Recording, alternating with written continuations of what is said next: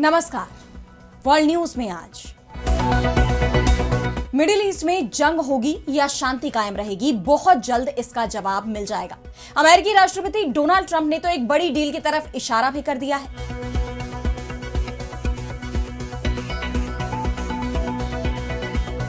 इस वक्त अमेरिका के कई जंगी बेड़े ओमान सागर में तैनात हैं, एकदम अलर्ट मोड पर हैं। ईरान की सेना भी तैयार है।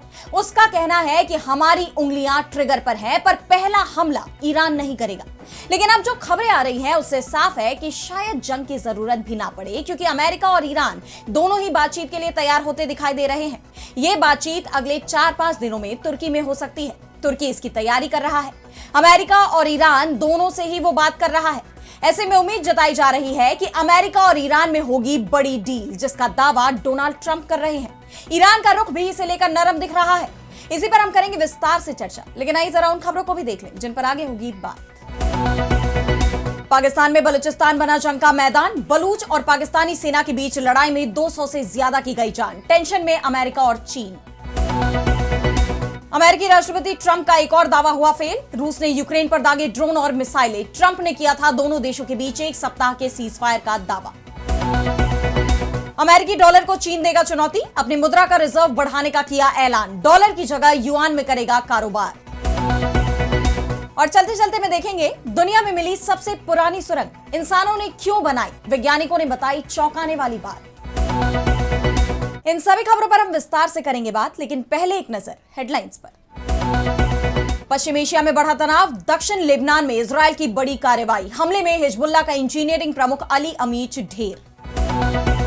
इजरायल ने गजा में संघर्ष विराम की शर्तों के तहत राफा बॉर्डर को आंशिक रूप से खोला। शहर से बाहर इलाज के लिए मरीजों से भरी एम्बुलेंसों की लगी लाइन। बांग्लादेश में चुनाव से पहले सियासी भूचाल। जमाते इस्लामी के अमीर डॉक्टर शफीकुर रहमान की एक्स पोस्ट पर बवाल। महिलाओं पर अपमानजनक टिप्पणी के खिलाफ सड़कों पर उतरे छात्र। एप्स्टीन फाइल्स में शामिल रसूखदारों पर नहीं होगा एक्शन। अमेरिकी जस्टिस डिपार्टमेंट का ऐलान। कहा सिर्फ भयावह तस्वीरों के आधार पर कोई नया केस नहीं चलाया जा सकता। तो अमेरिका और ईरान के बीच जंग की आशंका लगातार बढ़ती जा रही है। वहीं बातचीत के दरवाजे भी खुलते दिखाई दे रहे हैं। इस तनाव को कम करने की शुरुआत ईरान की तरफ से की गई, जब उसने अचानक ही ऐलान कर दिया कि ओमान सागर में लाइव फायर सैन्य अभ्यास करने की उसकी कोई योजना नहीं है। ईरान ने यहां तक कह दिया कि इस सप्ताह वो समुद्र में किसी भी तरह का युद्धाभ्यास नहीं करेगा। ईरान और अमेरिका के बीच होने वाली संभावित बातचीत को लेकर एक्सियोस की रिपोर्ट्स में बड़ा दावा किया गया है। इस रिपोर्ट में कहा गया है कि दोनों ही देश बातचीत के लिए तैयार हैं।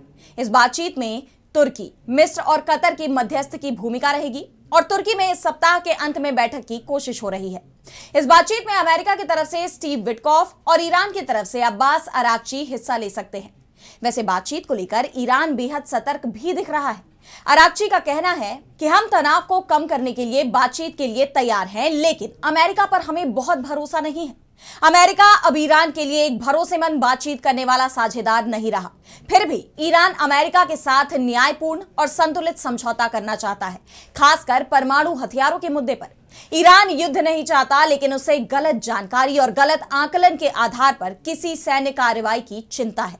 कुछ ताकतें डोनाल्ड ट्रंप को युद्ध की तरफ धकेलना चाहती हैं, लेकिन हमें उम्मीद है कि ट्रंप सही फैसला लेंगे। अराक्ची ने साफ कह दिया है कि अमेरिका पर हमें भरोसा नहीं है। पिछले साल जिस तरह से अमेरिका जब ईरान से बातचीत कर रहा था, तब अमेरिका के ही इशारे पर इजरायल ने उस पर हमला कर दिया था और इसीलिए ईरान अमेरिका पर पूरी तरह भरोसा करने को तैयार नहीं दिख रहा है। लेकिन तुर्की, कतर, यूएई, सऊदी अरब जैसे देश अमेरिका और ईरान के बीच पुल का काम कर रहे हैं। ईरान का कहना है कि अमेरिका के साथ बातचीत करना आसान नहीं है, लेकिन यह नामुमकिन भी नहीं है। अराक्ची से जब समझौते की संभावना को लेकर सवाल किया गया तो उन्होंने कहा कि अगर अमेरिका ईरान पर लगे आर्थिक प्रतिबंध हटाने को तैयार हो तो समझौता भी मुमकिन है। डोनाल्ड ट्रंप का यह कहना है कि ईरान को परमाणु बम नहीं बनाना चाहिए और ईरान भी इससे सहमत है। ईरान के supreme leader Ayatollah Ali Khamenei ने तो खुलकर कह दिया है कि ईरान परमाणु हथियार नहीं बनाएगा। हमारा जो रुख पहले था वो ही आज है। हम अपने परमाणु संयंत्रों की जांच भी करने की छूट दे सकते हैं, लेकिन पहले ईरान पर लगे प्रतिबंधों को हटाया जाना चाहिए। वैसे यह भी नहीं है कि ईरान अब जंग की तैयारी को छोड़कर सिर्फ बातचीत पर ही जोर दे रहा हो। जंग की तैयारियां पहले की ही तरह चल रही हैं। ईरानी संसद के अंदर से जो तस्वीरें सामने आ रही हैं, उसे अमेरिका के लिए बड़ी चुनौती मानी जा रही है। ईरान के सांसदों ने अपनी पारंपरिक वेशभूषा छोड़कर इस्लामिक रिवॉल्यूशनरी गार्ड कॉर्प्स यानी IRGC की सैन्य वर्दी पहनकर सदन की कार्यवाही में हिस्सा लिया। यह यूरोपीय संघ के उस फैसले के खिलाफ सीधा विरोध था जिसमें IRGC को एक आतंकवादी संगठन घोषित किया गया है। उधर supreme leader Ayatollah Ali Khamenei ने चेतावनी दी है कि अगर ईरान पर हमला हुआ तो यह रीजनल वॉर होगा। ट्रंप समझ तो रहे होंगे, और जब ट्रंप से लेकर इसे सवाल किया गया तो उन्होंने साफ कहा कि यह तो होना ही था। ईरान की तरफ से इसी तरह का बयान आएगा, मुझे पूरी उम्मीद थी, कुछ भी चौंकाने वाला नहीं है। फ्लोरिडा में पत्रकारों से बातचीत करते हुए ट्रंप ने कहा कि मौजूदा हालात में जिस तरह की बयानबाजी खामेनेई की तरफ से की गई है वो स्वाभाविक है। वो इस तरह का बयान क्यों नहीं देंगे, क्योंकि माहौल तनावपूर्ण है। ऐसे में खामेनेई से इसी बयान की उम्मीद थी, लेकिन अमेरिका की कोशिश है कि जंग की जरूरत ही ना पड़े। हम कूटनीति को प्राथमिकता दे रहे हैं। अगर समझौता नहीं हो पाता है तो आगे के हालात खुद सच्चाई सामने ला देंगे। फिर भी मैं कह रहा हूं कि हम कोई डील करेंगे, नहीं तो देखेंगे कि मैं सही था या नहीं। इस बीच अब एक और खबर सामने आ रही है। अमेरिका के रक्षा मंत्रालय पेंटागन में अमेरिका और इजरायल के बीच एक सीक्रेट मीटिंग हुई है। इस बैठक में अमेरिकी जनरल डैन केन और इजरायली सशस्त्र बलों की चीफ ऑफ स्टाफ आयल जमीर शामिल हुए। इस मीटिंग के अंदर क्या कुछ हुआ इसे लेकर फिलहाल सस्पेंस बना हुआ है, लेकिन यह बात तो तय है कि बैठक के केंद्र में ईरान ही रहा। इजरायली मीडिया रिपोर्ट्स के मुताबिक अमेरिकी अधिकारी अब ईरान के खिलाफ सैन्य कार्रवाई को लेकर गंभीरता से विचार कर रहे हैं, यानी जंग का खतरा अभी भी पूरी तरह से नहीं टला है। और अब बढ़ते हैं अगली खबर की तरफ, जहां हम बात करेंगे पाकिस्तान में छिड़े आंतरिक संघर्ष की। तो इस वक्त बलूचिस्तान जंग का मैदान बना हुआ है। बलूच विद्रोही और पाकिस्तानी सेना आमने सामने है और नतीजन जमीन पर लाशों के ढेर लग गए हैं। बीते 2 दिनों में ही यहां 200 से ज्यादा लोगों की जान गई है। बलूचिस्तान में 24 घंटे के लिए इंटरनेट सेवा बंद कर दी गई है। इसके अलावा ट्रेनें भी बंद हैं, सड़क मार्ग भी कई जगहों पर बंद कर दिए गए हैं। सड़कों और बाजारों पर सन्नाटा पसरा हुआ है। पाकिस्तानी सेना और बलूच लड़ाकों में इस संघर्ष की शुरुआत हुई बलूच लिबरेशन आर्मी यानी BLA के ऑपरेशन हेरॉफ 2 के साथ। 31 जनवरी को बलूच लड़ाकों ने बलूचिस्तान के 12 शहरों में एक साथ हमला कर दिया, जिसमें बलूचिस्तान के सबसे प्रमुख सैन्य ठिकाने, नागरिक स्थान, पुलिस चौकी और अर्धसैनिक बलों के ठिकानों को निशाना बनाया गया। समूह ने दावा किया कि हमारे लड़ाकों के साथ मुठभेड़ में पाकिस्तानी सुरक्षा बलों के 200 से ज्यादा जवान मारे गए हैं। कम से कम 17 जवानों को पकड़ लिया गया है। BLA के ऑपरेशन ने पाकिस्तानी सेना के होश उड़ा दिए। उनके हमलों की सबसे खास बात यह रही कि इसमें फिदायीन हमलावरों के साथ साथ महिला लड़ाके भी शामिल थी। समूह ने खुद इस बात की जानकारी दी। BLA ने कहा कि हमले में महिला फिदायीन आसिफा मिंगल भी शामिल थी, जिसने नोशकी में ISI के दफ्तर को IED विस्फोट के जरिए निशाना बनाया। आसिफा मिंगल 2 अक्टूबर 2023 को बलूच लिबरेशन आर्मी की मजीद ब्रिगेड में शामिल हुई थी। वो 30 जनवरी को मारी गई। हमारी एक और फिदायीन हवा बलूच ने ग्वादर फ्रंट पर दूसरे फिदायीन के साथ कंधे से कंधा मिलाकर लड़ाई लड़ी। पाकिस्तान के रक्षा मंत्री ख्वाजा आसिफ ने भी स्वीकार किया है कि इन हमलों में महिला हमलावर शामिल थी। बलूचों के हमले से बौखलाई पाकिस्तानी सेना की तरफ से भी जवाबी कार्रवाई की गई। बलूचिस्तान के मुख्यमंत्री सरफराज बुगती ने पत्रकारों से बताया कि हमारे पास 145 आतंकवादियों की डेड बॉडी है। उन्होंने कहा कि प्रांत में आतंकवाद विरोधी कई अभियानों में पिछले 40 घंटों में कम से कम 145 आतंकवादी और 17 सुरक्षाकर्मी मारे गए हैं। सभी 145 आतंकवादियों के शव अधिकारियों के कब्जे में हैं और उनकी पहचान की प्रक्रिया चल रही है। भले ही पाकिस्तानी सेना ने लगभग 150 विद्रोहियों को ढेर कर दिया हो, लेकिन यह तय है कि सरकार के खिलाफ यह लड़ाई यहां थमने वाली नहीं है। बलूचों का यह हमला न सिर्फ पाकिस्तान की सरकार बल्कि अमेरिका और चीन के लिए भी खतरे की घंटी के रूप में देखा जा रहा है, क्योंकि दोनों ही देशों के इस क्षेत्र में बड़े रणनीतिक और आर्थिक हित जुड़े हुए हैं। बलूचिस्तान प्राकृतिक गैस, तांबा, सोना और दुर्लभ खनिजों से भरपूर है, जिस पर पाकिस्तान, चीन और अब अमेरिका की भी नजरें टिकी हुई हैं। चीन का CPEC प्रोजेक्ट भी इसी क्षेत्र में चल रहा है और BLA की सबसे बड़ी शिकायत बाहरी शक्तियों का स्थानीय संसाधनों का दोहन करना है। और पाकिस्तान सरकार जिस तरह उन्हें ऐसा करने का पूरा मौका दे रही है, उसे लेकर भी वो भड़के हुए हैं। ऐसे में बलूचिस्तान पर अब पूरी दुनिया की नजरें बनी हुई हैं। और अब अगली खबर में बात करेंगे रूस यूक्रेन युद्ध की।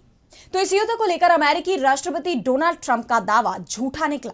उन्होंने हाल ही में यह दावा किया था कि रूस और यूक्रेन में 1 हफ्ते के लिए युद्ध विराम हो गया है। अमेरिकी राष्ट्रपति ने इसका श्रेय खुद को देते हुए कहा था कि इस वक्त बहुत ज्यादा ठंड पड़ रही है, मैंने व्यक्तिगत रूप से राष्ट्रपति पुतिन से कीव और शहरों और कस्बों पर गोलीबारी न करने को कहा था।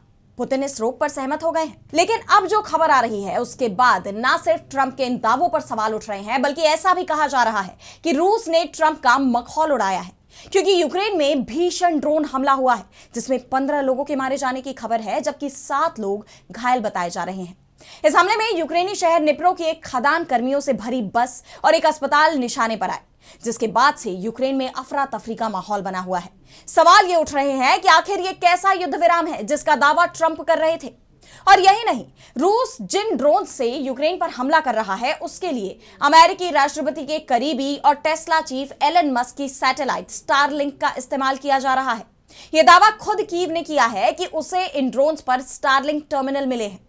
दरअसल युद्ध के मैदान में कीव की सेना की संचार और कुछ ड्रोन मिशनों में मदद के लिए मस्क ने स्टारलिंक से इंटरनेट कनेक्शन दिया है, लेकिन रूस उनकी ही जमीन में घुसकर उनके ही यंत्रों का इस्तेमाल कर उन पर हमला कर रहा है, जिस पर यूक्रेन भड़क गया। हालांकि अब मस्क ने दावा किया है कि उनकी कंपनी स्पेसएक्स ने रूस की तरफ से स्टारलिंक के अनाधिकृत उपयोग को सफलतापूर्वक रोक दिया है। लेकिन इस पूरी घटना ने इस युद्ध में अमेरिका की भूमिका पर गंभीर सवाल खड़े कर दिए हैं। यह पूरा घटनाक्रम ऐसे वक्त पर सामने आया है जब यूक्रेन के राष्ट्रपति वोलोदिमीर ज़ेलेंस्की ने अगले दौर की त्रिपक्षीय वार्ता की घोषणा की है। ज़ेलेंस्की ने कहा कि अमेरिका की मध्यस्थता में यूक्रेन और रूस की त्रिपक्षीय वार्ता का नया दौर 4 और 5 फरवरी को अबू धाबी में होगा। कीव ठोस और सार्थक चर्चा के लिए तैयार है। हम ये सुनिश्चित करने में रुचि रखते हैं कि इसका परिणाम हमें युद्ध के वास्तविक और सम्मानजनक अंत के करीब ले जाए। आपको याद होगा कि इससे पहले 24 जनवरी को संयुक्त अरब अमीरात में यूक्रेनी, रूसी और अमेरिकी दूतों ने मुलाकात की थी। हालांकि उस वार्ता को काफी सकारात्मक बताया गया था। यूक्रेन को अमेरिका ने सुरक्षा गारंटी की मंजूरी दे दी, लेकिन क्या यूक्रेन की शर्तों पर युद्ध विराम मुमकिन है? ये सवाल अब भी कायम है, क्योंकि जब तक रूस की शर्तें नहीं मानी जाएंगी युद्ध विराम पर सहमति मुश्किल है। और जिस तरह वार्ता से ठीक पहले रूस ने यह हमला किया है, उसे यूक्रेन और अमेरिका के लिए एक सीधे संदेश के रूप में देखा जा रहा है। अब देखना यह होगा कि यूएई में होने वाली यह वार्ता किस नतीजे तक पहुंचती है। युद्ध विराम का कोई रास्ता निकलता भी है या नहीं। और अब अगली खबर में बात करेंगे चीन की। तो इस वक्त चीन पर पूरी दुनिया की नजरें हैं, खासतौर पर जिस तरह से वो अमेरिका के लिए सबसे बड़ी चुनौती बन गया है उसे लेकर। और अब चीन ने अमेरिकी डॉलर को सीधे सीधे चुनौती देने का ऐलान कर दिया है। डोनाल्ड ट्रंप, जो अभी तक डॉलर को लेकर सबसे ज्यादा आक्रामक रहते थे, उन्होंने ब्रिक्स को भी धमकी दी थी कि अगर वो अपनी मुद्रा लेकर आएगा तो ब्रिक्स में शामिल सभी देशों पर भारी भरकम टैरिफ लगा देंगे। ट्रंप के दबाव में ब्रिक्स की करेंसी पर तो सहमति नहीं बन पाई, लेकिन अब चीन ने ऐलान कर दिया है कि उसकी मुद्रा युआन डॉलर का विकल्प बनेगी। चीनी राष्ट्रपति शी जिनपिंग ने कहा है कि युआन को इस स्तर तक मजबूत किया जाए कि इसे दूसरे देश इंटरनेशनल रिजर्व की तरह जमा करें। ग्लोबल रिजर्व एक ऐसी मुद्रा होती है जिसे दुनिया भर की सरकारें, केंद्रीय बैंक और वैश्विक वित्तीय संस्थान बड़े पैमाने पर अपने विदेशी मुद्रा भंडार में रखते हैं। यह मुद्रा अंतरराष्ट्रीय व्यापार, निवेश, कर्ज चुकाने और वैश्विक लेन देन के लिए इस्तेमाल की जाती है। और सीधे सीधे कहें तो दुनिया को जिस मुद्रा पर सबसे ज्यादा भरोसा होता है, जो दुनिया भर में स्वीकार्य होती है, जिसे पूरी दुनिया में सबसे सुरक्षित माना जाता है, उसका स्टॉक हर देश करता है। इस वक्त डॉलर का रिजर्व सभी देशों के पास होता है और चीन चाहता है कि युआन अब डॉलर की जगह ले। जिनपिंग ने जो कहा, चीन उस तरफ बढ़ता भी दिख रहा है। चीन ने अमेरिकी डॉलर पर निर्भरता कम करने के लिए इंटरनेशनल ट्रेड में युआन का इस्तेमाल बढ़ा दिया है। पिछले साल उसने अपने 6.2 ट्रिलियन अमेरिकी डॉलर के विदेशी व्यापार का लगभग 1/3 हिस्सा अपनी लोकल करेंसी में सेटल किया था। रिपोर्ट्स के मुताबिक चीन ने स्थानीय मुद्राओं में व्यापार को आसान बनाने के लिए लगभग 50 देशों के साथ करेंसी स्वैप समझौते पहले ही कर लिए हैं। वैसे चीन सिर्फ डॉलर को ही चुनौती नहीं दे रहा, बल्कि रूस के साथ मिलकर स्विफ्ट इंटरनेशनल बैंक नेटवर्क के विकल्प के तौर पर cross border interbank payment system यानी CIPS को बढ़ावा दे रहा है। अगर स्विफ्ट की बात करें तो स्विफ्ट पेमेंट सिस्टम में दुनिया का सबसे बड़ा और सबसे महत्वपूर्ण अंतरराष्ट्रीय भुगतान मैसेजिंग नेटवर्क माना जाता है। स्विफ्ट का full form society for world wide interbank financial telecommunication है। यह 1973 में बेल्जियम में स्थापित एक कोऑपरेटिव यानी सहकारी संगठन है, जो बैंकों की तरफ से ही संचालित होता है। और चीन इसका विकल्प भी तैयार कर रहा है। यानी चीन अब अमेरिका के दबदबे वाली व्यवस्था को बदलने की हर मुमकिन कोशिश में जुट गया है। और अब चलते चलते मैं बात करेंगे जमीन के नीचे मिली सीक्रेट सुरंग की। तो दुनिया ऊपर से जितनी रंग बिरंगी और अनोखी है, नीचे से भी उतनी ही रहस्यमयी है। धरती के नीचे कुछ ऐसे अद्भुत जगह हैं जो इतिहास का अनोखा उदाहरण है, और धरती के अंदर छिपे रहस्य अक्सर ही इंसानों को हैरान कर देते हैं। इन्हें जानने के लिए लोग हमेशा ही कोशिशों में लगे रहते हैं। और अब एक ऐसे ही रहस्य से पर्दा उठा है। जर्मनी के रेनेस्टेड इलाके में जमीन के नीचे एक बहुत ही पुरानी सुरंग मिली है, जहां से मिली रहस्यमयी चीजों ने सबको चौंका दिया और कई नए सवाल खड़े कर दिए। ये खोज तब हुई जब वहां बिजली पैदा करने वाली विंड टर्बाइन लगाने के लिए खुदाई की जा रही थी। इस खुदाई के दौरान वैज्ञानिकों को एक बहुत पुरानी खाई मिली। ये खाई बालबर्गे नाम के लोगों ने बनाई थी, जो आज से करीब 5 से 6 हजार साल पहले रहा करते थे। इस खाई के अंदर एक सुरंग मिली है जिसे एड स्टॉल कहा जाता है। ये सुरंगें रहने के लिए नहीं थी और ना ही इनमें सामान रखा जाता था, जिसे लेकर वैज्ञानिक अभी भी हैरान हैं और सवाल ये उठ रहे हैं कि आखिर इसे बनाया क्यों गया था। सुरंग के पास मिट्टी के बर्तनों के कुछ टुकड़े भी मिले हैं, जिससे पता चलता है कि मध्यकाल के दौरान भी लोग इस जगह का इस्तेमाल कर रहे थे। शुरुआत में वहां एक बड़ी पत्थर की चट्टान मिली, तो वैज्ञानिकों को लगा कि शायद इसके नीचे कोई पुरानी कब्र होगी। लेकिन जब उन्होंने इसकी गहराई से जांच की तो वो भी चौंक गए। पत्थर के नीचे कब्र नहीं बल्कि जमीन के अंदर जाने वाला एक रहस्यमयी रास्ता मिला, और ये रास्ता इंसानों ने खुद अपने हाथों से खोदकर बनाया था। यह सुरंग सिर्फ 50 से 70 सेंटीमीटर चौड़ी थी और इसकी अधिकतम ऊंचाई लगभग 1 मीटर 25 सेंटीमीटर थी। ऐसे में सबसे बड़ा सवाल यह है कि आखिर इसे बनाया क्यों गया था, इसका मकसद क्या था। हालांकि कुछ वैज्ञानिकों का कहना है कि जब पुराने समय में युद्ध या झगड़े होते थे, तब लोग अपनी जान बचाने के लिए इन सुरंगों में छिप जाते थे। ये खोज वैज्ञानिकों के लिए किसी चुनौती से कम नहीं है, क्योंकि ये सुरंग हजारों साल पुराने इंसानी इतिहास के ऐसे राज समेटे हुए हैं जिसे आज तक कोई नहीं जान पाया। लेकिन वैज्ञानिकों की तरफ से इसे जानने की कोशिशें लगातार की जा रही हैं कि आखिर हजारों साल पहले इस सुरंग को क्यों और कैसे बनाया गया था, और जल्द ही इस राज से पर्दा भी उठ सकता है। लेकिन फिलहाल इस वर्ल्ड न्यूज में इतना ही। देश दुनिया की तमाम बड़ी खबरों के लिए आप देखते रहिए डीबी लाइव और मुझे दीजिए इजाजत। नमस्कार।